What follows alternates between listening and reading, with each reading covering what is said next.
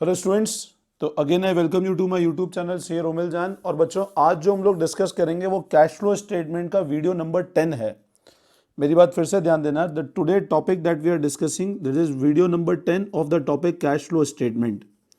मैंने video number 9 तक आपको पूरा कैलकुलेशन ऑपरेटिंग एक्टिविटी का बता दिया था, जिसके अंदर मैं आपको प्रोविजन फॉर टैक्स समझा चुका था, प्रपोज डिविडेंड के एडजस्टमेंट समझा चुका था, वर्किंग कैपिटल का एडजस्टमेंट समझा चुका था, एक्स्ट्रा ऑर्डिनरी आइटम मतलब each and everything that relate to operating activity वो मैं समझा चुका हूं। ठीक है ना।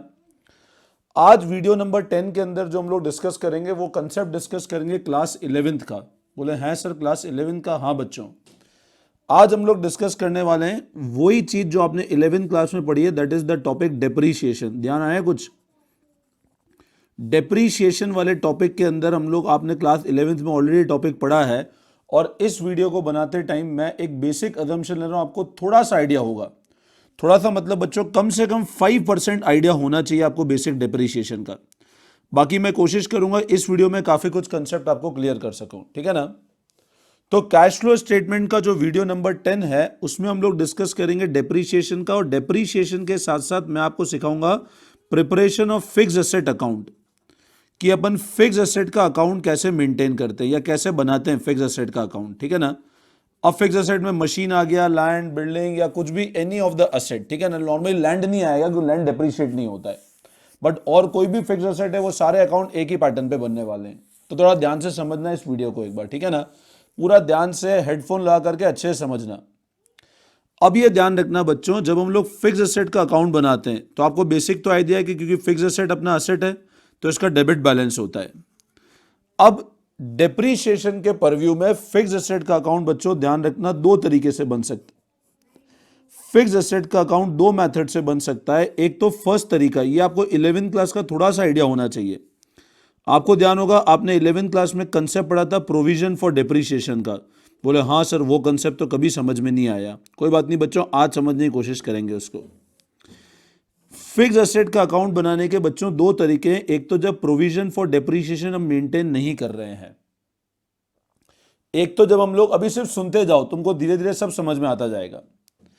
फिक्स एसेट अकाउंट बनाने के दो तरीके हैं। पहला तो जब प्रोविजन फॉर डेप्रीशिएशन हम लोग मेंटेन नहीं कर रहे हैं, और एक जब हम लोग प्रोविजन फॉर डेप्रीशिएशन को मेंटेन कर रहे हैं। मेरी बात समझना, फिक्स एसेट का अकाउंट जब भी बनाओगे तो दो तरीके से बना सकते हो। फर्स्ट तो जब तुम प्रोविजन फॉर डेप्रीशिएशन को मेंटेन नहीं कर रहे हो, और सेकंड जब प्रोविजन फॉर डेप्रीशिएशन को मेंटेन कर रहे हैं। अगर हम प्रोविजन फॉर डेप्रीशिएशन को मेंटेन कर रहे हैं तो ध्यान रखना, प्रोविजन फॉर डेप्रीशिएशन को एक और नाम से जानते हैं accumulated depreciation. Provision for depreciation को एक और नाम से जानते हैं अक्यूमुलेटेड डेप्रीशिएशन। अभी सिर्फ तुम इतना सीखो। फिक्स एसेट अकाउंट के बनाने के दो तरीके हैं, जब प्रोविजन फॉर डेप्रीशिएशन मेंटेन नहीं कर रहे हैं और जब प्रोविजन फॉर डेप्रीशिएशन मेंटेन कर रहे हो। अपन पहले बात करते हैं जब प्रोविजन फॉर डेप्रीशिएशन मेंटेन नहीं कर रहे हैं। यह बिल्कुल नॉर्मल तरीका है। दिस इज अ नॉर्मल तरीका फॉर रिकॉर्डिंग एसेट। हम लोगों ने फिक्स एसेट परचेज किया, एंट्री करी फिक्स एसेट टू कैश। मान लो मैंने 5 लाख पे एसेट परचेज किया, मैंने एंट्री करी फिक्स एसेट टू कैश। मेरे को मान लो 10% का डेप्रीशिएशन लगाना है, मैंने एंट्री करी डेप्रीशिएशन टू फिक्स एसेट। मैं थोड़ा सा बेस से बता रहा हूं ताकि आपको अच्छे समझ में आ जाए। मैंने एंट्री करी डेप्रीशिएशन टू फिक्स एसेट 50,000। जब मैंने फिक्स एसेट परचेज किया, मैं फर्स्ट मेथड की बात कर रहा हूं अभी, है ना। फिक्स एसेट परचेज किया, एंट्री करी fix asset to cash, depreciation लगाया, एंट्री करी डेप्रीशिएशन टू फिक्स एसेट। अब मेरे को एक बात बताओ, इस एंट्री के बाद साल के एंड पे फिक्स एसेट कितने पे चलेगा? तो आप बोलोगे 5 लाख का एसेट है, 50,000 का डेप्रीशिएशन है, तो 5 लाख माइनस 50,000, मतलब फिक्स एसेट जो चलेगा बुक्स के अंदर वो चलेगा 4.5 लाख रुपए पे। जो फिक्स एसेट बुक्स में चलेगा वो कितने पे रन करेगा? 4,50,000 पे। एसेट खरीदा 5 लाख का, डेप्रीशिएशन लगा दिया 50,000 का, 5 लाख माइनस 50,000, तो आपका फिक्स एसेट चलेगा 4,50,000 पे। अब ध्यान रखना, ये जो 4,50,000 है ना, this is known as book value. सबसे पहले एक पॉइंट समझना, word book value. Book value word का मतलब क्या होता है? वो वैल्यू जिस पे असेट बुक्स में एग्जिस्ट करता है। ध्यान से सुनना, 11 का कंसेप्ट है, आता हो तो भी वीडियो को समझ लेना। The word book value means the value of asset in the books. Asset की वैल्यू बुक्स में जो होती है उसको कहते हैं बुक्स वैल्यू। मैंने एंट्री करी फिक्स एसेट टू कैश, मैंने एंट्री करी 5 लाख रुपीज से, डेप्रीशिएशन लगा दिया, मैंने एंट्री करी depreciation to fix asset 50,000 rupees से। अब मेरे को एक बात बताओ, फिक्स एसेट को डेबिट मिला था 5 लाख का, क्रेडिट मिला 50,000 का। फिक्स एसेट को डेबिट मिला 5 लाख का, क्रेडिट मिला 50,000 का। बताओ अगर डेबिट 5 लाख रुपए का मिला है और क्रेडिट 50,000 रुपए का मिला है, तो बताओ बुक वैल्यू कितनी हुई? सिंपल सी बात है, 5 लाख रुपए माइनस 50,000 रुपए, तो बुक वैल्यू हुई आपकी 4,50,000 की। अगले साल अब ये एंट्री तो होगी नहीं परचेज की, फिर से एंट्री करूंगा डेप्रीशिएशन टू फिक्स एसेट 50,000 ही मान लो डेप्रीशिएशन नेक्स्ट ईयर भी चार्ज किया, ये फर्स्ट ईयर का डेप्रीशिएशन था, ये सेकंड ईयर का डेप्रीशिएशन है। अब फिक्स एसेट कितने पे आ जाएगा? सिंपल है, 450 माइनस 50,000 तो 4 लाख पे चलेगा। तो ग्रेजुअली ध्यान रखना, इस मेथड के अंदर जब फिक्स एसेट एग्जिस्ट करता है, जब हम लोग फिक्स एसेट को चार्ज कर रहे हैं फर्स्ट मेथड पे, जब हम लोग फिक्स एसेट को रिकॉर्ड कर रहे हैं बुक वैल्यू पे, तो इस मेथड में ध्यान रखना जब प्रोविजन मेंटेन नहीं होता है, जब प्रोविजन मेंटेन नहीं होता है तो फिक्स एसेट हमेशा चलता है बुक वैल्यू पे। जब प्रोविजन मेंटेन नहीं होता है तो फिक्स एसेट हमेशा चलता है कौन सी वैल्यू पे? बुक वैल्यू पे। अब फिक्स एसेट अकाउंट बनाने का तरीका क्या होता है? इस केस में बहुत सिंपल तरीका है, सिंपल सा logic, opening balance debit balance से टू बैलेंस ब्रॉट डाउन। ये क्यों बना रहा हूं मैं, तुमको भी समझ में आ जाएगा। यहां लिखा मैंने बाय बैलेंस कैरीड डाउन, ये ओपनिंग बैलेंस, ये क्लोजिंग बैलेंस। अगर प्रोविजन नहीं मेंटेन्ड है, आपको कैसे पता लगेगा प्रोविजन मेंटेन है नहीं है? बैलेंस शीट में आपको दिख जाएगा। आप जब भी कोई क्वेश्चन करोगे आपको क्वेश्चन की बैलेंस शीट के अंदर दिख जाएगा। ये जो डेप्रीशिएशन है अपन ने चार्ज फिक्स एसेट से किया, इसको वापस क्लोज कर देंगे पीएनएल टू डेप्रीशिएशन, तो देखो डेप्रीशिएशन दोबारा क्लोज हो गया, तो डेप्रीशिएशन बैलेंस शीट में दिखेगा ही नहीं तुमको। अगर प्रोविजन मेंटेन है तो डेप्रीशिएशन हमेशा बैलेंस शीट में दिखेगा। उस केस में ध्यान रखना असेट बुक वैल्यू पे नहीं चल के बजाय कॉस्ट पे चलेगा, ये मैं आगे समझा रहा हूं आपको। अभी मैं बात कर रहा हूं जब फिक्स एसेट किस पे मेंटेन हो रहा है? बुक वैल्यू पे। कैसे पता लगेगा? जब तुमको डेप्रीशिएशन बैलेंस शीट में नहीं दिख रहा है, बस ये ध्यान रख लेना। ओपनिंग बैलेंस लिखा to balance brought down, closing balance लिखा बाय बैलेंस कैरीड डाउन, यहां पे लिखा बाय डेप्रीशिएशन। अब ये इंडिकेट करता है depreciation charge during the year. ये क्या इंडिकेट करता है? Depreciation charge during the year, कितना डेप्रीशिएशन हमने साल में लगाया, इसकी पोस्टिंग। सिंपल, परचेज किया टू बैलेंस ब्रॉट डाउन, तो यहां पे टू कैश हो जाएगा, परचेज होगा तो डेप्रीशिएशन लगाया तो बाय डेप्रीशिएशन। अब अगर असेट पे लॉस है तो मैं यहां लिखूंगा बाय पीएनएल, असेट को बेचा और लॉस हुआ तो एंट्री कैसे होगी? PNL to fix asset. मान लो ये 4 लाख का असेट मैं 3 लाख पे बेच देता हूं, ये 4 लाख का असेट दूसरे साल के अंदर 3 लाख पे बेच दिया, तो एंट्री क्या होगी? 3 लाख पे बेचने की। पैसा आया तो bank account debit, loss on sale account debit to fix asset. 3 lakh पे बेचा, 1 लाख और 4 लाख, तो इसकी पोस्टिंग कैसे करूंगा? By PNL loss 1 lakh rupees का और बाय बैंक 3 लाख रुपए का।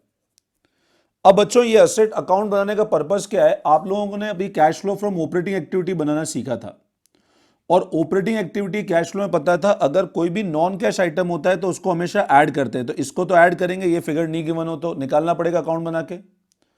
नॉन ऑपरेटिंग एक्सपेंस, असेट को बेचा तो नॉन ऑपरेटिंग एक्सपेंस है जिसमें नॉन कैश, कोई कैश इन्वॉल्व नहीं है।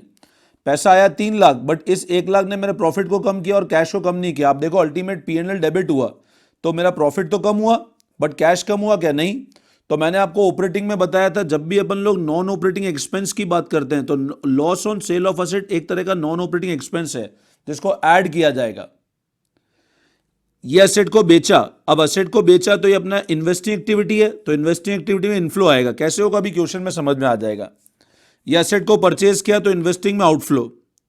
इसी तरह मान लो 4 लाख के असेट को अज्यूम करो 5 लाख में बेचा, तो एंट्री कैसे होती? पैसा आया कितना? 5 लाख रुपए, तो फिक्स एसेट कितना? 4 लाख रुपए, और टू प्रॉफिट, अब प्रॉफिट कितना होगा? 1 लाख रुपए, तो मैं यहां लिखूंगा टू पीएनएल, और ये क्या इंडिकेट करता है? Profit 1 lakh rupees. अब ये जो प्रॉफिट है ध्यान रखना this is non operating income. तुम सिर्फ इतना ध्यान रख लो अभी, profit on sale of fix asset, profit on sale of fix asset is my non operating income, जिसको लेस करना है ऑपरेटिंग पे जाने के लिए। Loss on cell of fix asset is my non operating expense, जिसको ऐड करना है ऑपरेटिंग पे जाने के लिए। डेप्रीशिएशन मेरा नॉन कैश एक्सपेंस है जिसको ऐड करना है। Sale of asset investing activity में inflow, purchase of asset investing में आउटफ्लो, ओपनिंग और closing balance this is carried at book value. आई बात समझ में? पहले इतना नोटिंग करते हैं फिर आगे समझते हैं हम लोग, ठीक है ना। नाउ तो preparation of fixed asset account, तो fixed asset account is appearing in the books. दो तरीके होते हैं फिक्स्ड एसेट अकाउंट, किस में चल रहा हो? बुक्स में, बुक वैल्यू पे, मतलब व्हेन नो प्रोविजन मेंटेन, जब प्रोविजन मेंटेन नहीं हो रहा है तो। और fixed asset appearing in the books at cost, ये कब होगा? जब प्रोविजन आपको दिखेगा, when provision of depreciation is maintained. आपको थोड़ा ये लग सकता है सर ये क्या पढ़ा रहे हो, ये बच्चों 11th का कंसेप्ट है, कुछ नया कंसेप्ट नहीं है, जैसे कंसेप्ट ऑफ क्लास 11th, ठीक है ना। To calculate the amount of profit loss on sale of fixed asset or to ascertain the amount of depreciation, we need to prepare fixed asset account. Profit loss निकालना asset को cell पे या depreciation का amount निकालना, हमको fixed asset account बनाना पड़ेगा। अब preparation of fixed asset account जब प्रोविजन नहीं मेंटेन्ड होता है तो कैसे बनता है? To balance brought down, opening balance ये किस पे चल रहा है? बुक वैल्यू पे। बुक वैल्यू मतलब कॉस्ट माइनस डेप्रीशिएशन, जब प्रोविजन नहीं मेंटेन्ड है तो। ये प्रॉफिट है, ये सेल है, ये जो परचेज है, सॉरी ये परचेज है, this purchase is cash outflow. और असेट खरीदना कौन सी एक्टिविटी? Investing activity. ये हमारी नॉन ऑपरेटिंग इनकम है, लिख लेना। Profit on sale of fixed asset is non operating income. Profit on sale of fixed asset is non operating income. Loss on cell of fixed asset is my non operating expense. Depreciation of on fixed asset is my non cash expense. and sale proceed of fixed asset is your investing activity inflow। अगर आपको इनमें से कोई भी information नहीं है, fixed asset account given है, तो अकाउंट बना करके अपन ये कुछ भी निकाल सकते हैं। कैसे करेंगे अभी क्वेश्चन में समझा रहा हूं। मैं फिर रिपीट कर रहा हूं, जब भी अपन लोग कैश फ्लो स्टेटमेंट के अंदर असेट्स में डील करोगे तो बेसिक चेक करना कि आपको provision for depreciation balance sheet या एडजस्टमेंट में नजर आ रहा है क्या। अगर दिख रहा है इसका मतलब अकाउंट किस पे चल रहा है? कॉस्ट पे चल रहा है, प्रोविजन, और प्रोविजन नहीं दिख रहा है इसका मतलब बुक वैल्यू पे चल रहा है। अभी मैंने केस नंबर ए बताया जो fixed asset appearing in books at book value. ये अकाउंट बनाने का तरीका है, ओपनिंग बैलेंस, प्रॉफिट हुआ, परचेज हुआ, सेल किया तो ये लॉस इंडिकेट कर रहा है, ये डेप्रीशिएशन हो गया, क्लोजिंग बैलेंस हो गया, ठीक है। इतना कॉपी कर लिया, फटाफट इसको नोट कर लो, मैं वेट कर रहा हूं, आप लोग फटाफट नोट कर लो इसको। एक क्वेश्चन में कराया था, अभी क्लियर हो जाएगा आप लोगों को।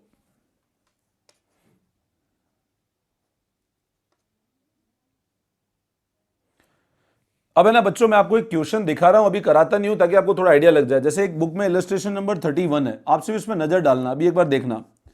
अपने को कैश फ्लो ऑपरेटिंग एक्टिविटी से निकालना है। आपको यहां पर आप देखो प्रोविजन फॉर डेप्रीशिएशन आपको बैलेंस शीट में नजर आ रहा है, ये दिख रहा है ना, इसका मतलब इंप्लाइड है कि अपना असेट किस पे चल रहा है? कॉस्ट पे, क्योंकि प्रोविजन बैलेंस शीट एक्सट्रैक्ट में दिख रहा है, मतलब डेप्रीशिएशन क्लोज नहीं हुआ, वो दिख रहा है आपको बैलेंस शीट के अंदर।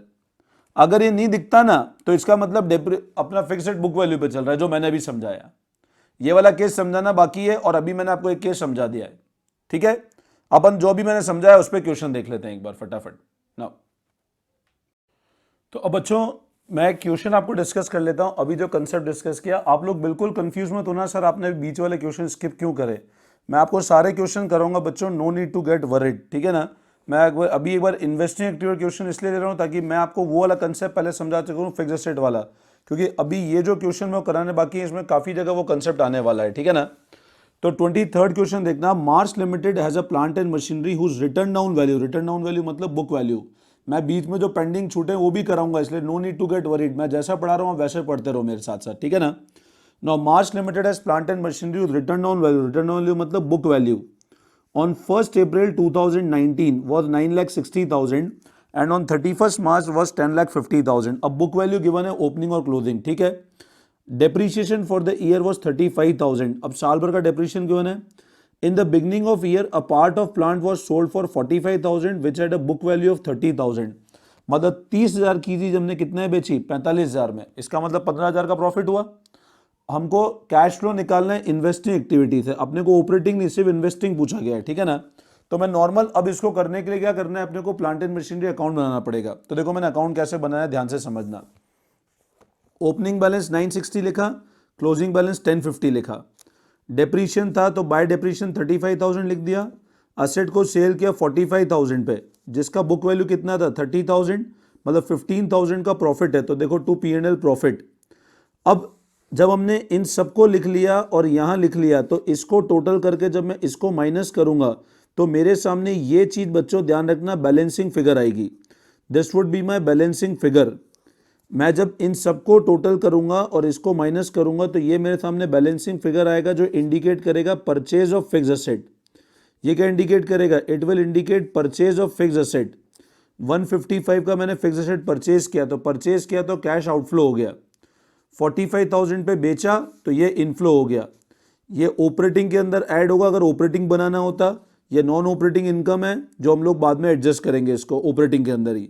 ये 15 ऑलरेडी इस 45 का पार्ट है, ध्यान रखना। तो पूरा 45 यहाँ पे मैंने बता दिया, इसलिए हम ऑपरेटिंग में लेस करते हैं। पता है नॉन ऑपरेटिंग इनकम लेस क्यों करते हैं? क्योंकि अल्टीमेट इसने प्रॉफिट बढ़ा रखा होगा, तो प्रॉफिट बढ़ा रखा है और ये ऑलरेडी इन्वेस्टिंग में आ चुका है, तो यहाँ लिख लिया और परचेज हमने आउटफ्लो बता दिया। इन दोनों को नेट किया तो फाइनल कैश नेगेटिव आया। तो नेगेटिव आया तो कहलाता है cash use in investing activity 1,10,000। आई बात समझ में? तो मेरा कैश यूज हुआ 1,10,000 इन इन्वेस्टिंग एक्टिविटी। ठीक है ना? ये क्वेश्चन नंबर 23 डिस्कस किया। अब इसी पैटर्न पे एक बार मैं आपको एक कंसेप्ट और बता देता हूं, दैट इज इसी पैटर्न में आपको बता देता हूं एक बार कि एक क्वेश्चन आप होमवर्क भी कर सकते हो।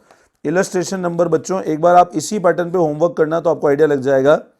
दैट इज इलस्ट्रेशन नंबर, एक सेकेंड रुकना, इलस्ट्रेशन नंबर 34 है बच्चों, है ना? I think illustration number it would be 35 है, सॉरी। इलस्ट्रेशन नंबर 35 है। Global Limited has machine written down value was 860। ये होमवर्क कर लेना इसी पैटर्न पे, ठीक है ना? तो आपको कंसेप्ट अच्छे से समझ में आ जाएगा। अभी आगे मत सोचना आगे कैसे करेंगे, मैं आगे वाला कंसेप्ट पूरा समझा रहा हूं तुम लोगों को, ठीक है ना? बस ये ध्यान, रिटर्न डाउन वैल्यू मतलब बुक वैल्यू होता है, जो यहाँ पे आपको पूरी इंफॉर्मेशन गिवन है। The fixed asset is shown है रिटर्न डाउन वैल्यू, ठीक है ना? तो ये वाला आप होमवर्क में करना, इलस्ट्रेशन नंबर 35। अब जो इसका सेकंड पैटर्न है कि जब फिक्स्ड एसेट अकाउंट मेंटेन होता है ओरिजिनल कॉस्ट पे और अक्यूमुलेटेड डेप्रिसिएशन मेंटेन होता है, हम लोग वो डिस्कस कर लेते हैं, ठीक है ना? नाउ तो अब बच्चों जो सेकंड एडजस्टमेंट है ना, वो ये एडजस्टमेंट है। मैंने आपको फर्स्ट तरीका बताया जब fixed asset is maintain in the books at book value. अब हम लोग डिस्कस कर रहे हैं जब फिक्स्ड एसेट बुक्स में मेंटेन किस पे होगा? कॉस्ट पे। फिक्स्ड एसेट बुक्स में किस पे मेंटेन होता है? कॉस्ट पे। और क्योंकि फिक्स्ड एसेट बुक्स में मेंटेन कॉस्ट पे, तो इसका मतलब ये ध्यान रखना कि प्रोविजन फॉर डेप्रिसिएशन मेंटेन्ड है। अब ये है ना, ये कंसेप्ट 11th का है। मैं थोड़ा सा तुमको डिफरेंस बताता हूं दोनों में। इसमें मैंने आपको बताया था, जैसे मान लो अपन ने फिक्स्ड एसेट परचेज किया, हमने एंट्री करी fixed asset to cash 5 lakh rupees की। इस मेथड में अगर ये मेथड होगा तो एसेट परचेज की तो सेम एंट्री होगी। बच्चों ध्यान से समझ लेना इसको, है ना, ये बहुत हेल्प करेगा। डेप्रीशिएशन चार्ज किया, हम एंट्री करेंगे अब डेप्रीशिएशन टू फिक्स्ड एसेट। अगर मेथड नंबर 1 है, मान लो 50,000, तो ये दो एंट्री में आप देखो, इधर डेबिट 5 लाख है, क्रेडिट 50 है, तो फिक्स्ड एसेट कितने पे आ गया? 450 पे। लेकिन जब प्रोविजन मेंटेन होगा ना, तो हम ऐसे एंट्री नहीं करेंगे, हम एंट्री करेंगे depreciation to provision for depreciation 50,000। Ultimate depreciation यहां भी चार्ज हुआ, बट हमने प्रोविजन क्रिएट कर दिया। अब क्या होगा? अगली जो एंट्री होगी, यहां पर अगली एंट्री भी होगी P&L टू डेप्रीशिएशन 50,000। ये जो डेप्रीशिएशन था इसको क्लोज कर दिया हमने, और ये भी केस में एंट्री होगी P&L टू डेप्रीशिएशन 50,000 का, ठीक है ना? यहां भी डेप्रीशिएशन क्लोज हो गया। ये डेबिट 5 हुआ, क्रेडिट 50 हुआ, फिक्स्ड एसेट चला 450। यहां पे डेबिट हुआ 5 लाख, क्रेडिट कुछ भी नहीं हुआ फिक्स्ड एसेट। इसका मतलब इन दोनों एंट्री में फिक्स्ड एसेट तो डेबिट चल रहा है 5 लाख पे, और इसके सामने चल रहा है प्रोविजन फॉर डेप्रिसिएशन क्रेडिट 50,000 पे। अब प्रोविजन को हम ध्यान रखना अक्यूमुलेटेड डेप्रिसिएशन भी बोलते हैं। अब नेक्स्ट ईयर आया, नेक्स्ट ईयर अगर ये वाला मेथड होगा, अगर मेथड नंबर 1 होगा, तो ध्यान से समझना, परचेज की एंट्री तो हो गई। अब एंट्री क्या करूंगा? डेप्रीशिएशन टू वापस फिक्स्ड एसेट सेकंड ईयर में, और फिर कर दूंगा P&L टू डेप्रीशिएशन। ये मेथड नंबर 1 की बात कर रहा हूं मैं, इसकी अब कंपैरिजन बता रहा हूं मैं। ये थर्ड, ये सेकंड ईयर में एंट्री हुई। इधर क्या होगा? सेकंड ईयर में होगा depreciation to provision for depreciation 50,000, और फिर डेप्रीशिएशन को राइट ऑफ करूंगा, तो P&L टू डेप्रीशिएशन फिर से 50,000, तो ये कैंसिल हो गया। अब बताओ, पिछले साल फिक्स्ड एसेट तो सेम रहेगा 5 लाख, लेकिन प्रोविजन फॉर डेप्रीशिएशन जो 50,000 था, अब वो कितने पे आ जाएगा? 1 लाख, और कौन से बैलेंस में? क्रेडिट में, और ये चलेगा डेबिट में। अब इसको ध्यान रखना, ये आपका अगर बैलेंस शीट बनेगी ना, तो अगर यहां चल रहा है फिक्स एसेट 5 लाख, तो इधर चल रहा है provision for depreciation 1 lakh, method number 2 में। और मेथड नंबर 1 में क्या होगा पता है, सिर्फ आपको फिक्स एसेट दिखेगा कितने पे, सेकेंड ईयर बाद दिखेगा 4 लाख पे। तो डिफरेंस समझना कि यहां पर आपका फिक्स एसेट चल रहा है कॉस्ट पे, इसके अगेंस्ट चल रहा है प्रोविजन, और प्रोविजन हमेशा ध्यान रखना उसका ही कैंसिल होगा जिस एसेट को हमने सेल किया है। मेरी बात बहुत ध्यान से सुनना, ये वैसे कंसेप्ट 11th का है लेकिन तुमने 11th में अच्छे से पढ़ा नहीं है, इसलिए मैं तुमको फिर समझा रहा हूं। प्रोविजन उसका ही कैंसिल होगा जो एसेट बेचा है। अगर एसेट नहीं बेचा है तो एसेट भी कॉस्ट पे चलेगा, प्रोविजन धीरे धीरे बढ़ता रहेगा। अब अज्यूम करो इसमें से मैंने कोई एसेट को सेल कर दिया है, तो प्रोविजन क्योंकि क्रेडिट था, तो अगर अपने को प्रोविजन को कैंसिल करना है तो क्या करना पड़ेगा, उसको डेबिट। अज्यूम करो मैंने इसमें कोई एसेट बेच दिया, इसमें से मान लो मैंने एक एसेट बेच दिया 1 लाख रुपए का, तो 1 लाख का एसेट बेचा, तो ध्यान रखना 1 लाख के अगेंस्ट जितना भी प्रोविजन है वो मेरे को क्या करना पड़ेगा, कैंसिल करना पड़ेगा। मेरी बात समझे आप? अगर इस 5 लाख के टुकड़े में से मैंने 1 लाख का फिक्स एसेट बेच दिया, अगर इस 5 लाख के टुकड़े में से मैंने 1 लाख का फिक्स एसेट बेच दिया, तो इस 1 लाख के अगेंस्ट जो भी प्रोविजन है वो मेरे को दोबारा क्या करना पड़ेगा, कैंसिल करना पड़ेगा। और कैंसिल करने के लिए ध्यान रखना प्रोविजन को क्या करेंगे हम लोग, डेबिट करेंगे। तो प्रोविजन डेबिट उसी कैटेगरी में होगा जब एसेट सेल आउट होगा, ठीक है ना। तो जब बेचेंगे तो जितने बेचा, अब यहां ध्यान रखना, देखो जब भी अपने को एसेट की सेल पे प्रॉफिट और लॉस निकालना हो ना, कंपैरिजन हमेशा बुक वैल्यू का करेंगे सेल वैल्यू से। मैं 2-3 पॉइंट देखो इंपॉर्टेंट बता रहा हूं, ध्यान से सुनना। प्रोविजन को डेबिट तभी करेंगे जब एसेट बिक जाएगा। मान लो इस 5 में से मैंने 1 लाख का एसेट बेच दिया, तो मैं सिर्फ उतना डेप्रिसिएशन कैंसिल करूंगा प्रोविजन में से जो इस 1 लाख के अगेंस्ट था, जो इसके अगेंस्ट है। हमेशा ध्यान रखना अगर मेरे को प्रॉफिट और लॉस निकालना है, इस केस में हो या इस केस में हो, कंपैरिजन हमेशा बुक वैल्यू का होगा सेल वैल्यू से। कभी भी कॉस्ट का कंपैरिजन नहीं होगा सेल वैल्यू से, ये अच्छे से ध्यान रखना। Never cost will be compare with sale value, always remember book value will be compare with sale value. Book value निकालने का तरीका भले ही मैथड ये हो मैथड ये हो, बुक वैल्यू निकालने का तरीका मैंने बता ही रखा है, कॉस्ट माइनस डेप्रीशिएशन। हमने मान लो 1 लाख के कॉस्ट वाले एसेट को बेचा, तो देखेंगे 1 लाख के कॉस्ट के अगेंस्ट डेप्रीशिएशन कितना है, और वो डेप्रीशिएशन हटा करके फिर मैं कंपेयर करूंगा सेल वैल्यू के साथ, तो प्रॉफिट और लॉस निकल जाएगा। आई बात समझ में? ये कंसेप्ट बिल्कुल अच्छे से ध्यान रखना। पहले नोटिंग कर लेते हैं, एक बार मैं आपको पूरा एक क्वेश्चन से समझा देता हूं अच्छे से, तो आपको बिल्कुल क्लियर हो जाएगा। बेसिक एंट्री तुम ध्यान रखना, डेप्रीशिएशन टू प्रोविजन, इसको नोटिंग नहीं करना, ये 11th का कंसेप्ट है, सिर्फ समझाने के लिए बताया मैंने। वापस डेप्रीशिएशन चार्ज किया, P&L डेप्रीशिएशन। प्रोविजन को अपने को डेबिट तभी करना है जब एसेट बिका है, वरना डेबिट भी नहीं करना है। तो ध्यान दो, देखो आप लोग, when fixed asset is maintain in the books at cost and provision of depreciation also maintain. जब फिक्स्ड एसेट को मेंटेन कर रहे हैं कॉस्ट पे और प्रोविजन भी मेंटेन हो रहा है। Under this method fixed asset is carried at cost and along with fixed asset provision for depreciation will also be prepared. मतलब अगर फिक्स्ड एसेट कैरी कर रहे हैं कॉस्ट पे, तो इसके साथ हम प्रोविजन भी प्रिपेयर करेंगे। Depreciation for the year is calculated by preparing provision for depreciation account. साल भर का जो भी डेप्रीशिएशन है वो कैसे निकालेंगे, by preparing provision for depreciation account. अब fixed asset account opening balance brought down, ये किस पे चल रहा है, कॉस्ट पे, ये भी चल रहा है कॉस्ट पे। ये इंडिकेट कर रहा है एसेट को बेचा, ये इंडिकेट कर रहा है एसेट की लॉस। अब यहां पर डेप्रीशिएशन, पहले वाले केस में क्या होता है, बाय डेप्रीशिएशन इंडिकेट करता है डेप्रीशिएशन चार्ज, बट यहां पर बाय अक्यूमुलेटेड डेप्रीशिएशन ये वाला फिगर आएगा, ध्यान रखना, जो अक्यूमुलेटेड डेप्रीशिएशन में है। ये तुम लोगों ने 11th का कंसेप्ट है, मैं कुछ भी नया नहीं पढ़ा रहा हूं, इसलिए आप वापस बार बार ये मत सोचना सर ये क्या पढ़ा रहे हो, थोड़ा स्पीड में। ये इंडिकेट करता है जो एसेट अपन ने बेचा उसका कितना डेप्रीशिएशन था। To fixed asset indicate accumulated depreciation fixed asset sold. By balance brought down, ये इंडिकेट कर रहा है डेप्रीशिएशन कितना करंट ईयर का हुआ। This is your closing balance of accumulated depreciation account. तो वो जो डेप्रीशिएशन अपन पहले वाले केस में यहां लिखते थे वो अब यहां आ गया, और ये इंडिकेट कर रहा है सिर्फ जो एसेट मैंने बताया था ना, अक्यूमुलेटेड डेप्रीशिएशन, एक और नाम है प्रोविजन फॉर डेप्रीशिएशन। अब अगर मैं इस वाले पर्टिकुलर केस की एंट्री बात करूं तो क्या हो, provision for depreciation to fixed asset, ये डेबिट हो गया, तो ये वो वाला डेप्रीशिएशन है जो बेच दिया, जिसको कैंसिल किया हमने। मतलब जो एसेट को बेच दिया उसका डेप्रीशिएशन भी हटाना है, तो वो कैंसिल करके मैंने इधर पोस्ट कर दिया है। फिर बुक वैल्यू से कंपेयर किया तो प्रॉफिट लॉस निकल गया है, और ये इंडिकेट करता है डेप्रीशिएशन करंट ईयर का। ठीक है, तो ये पूरा एक बार फटाफट नोटिंग कर लो।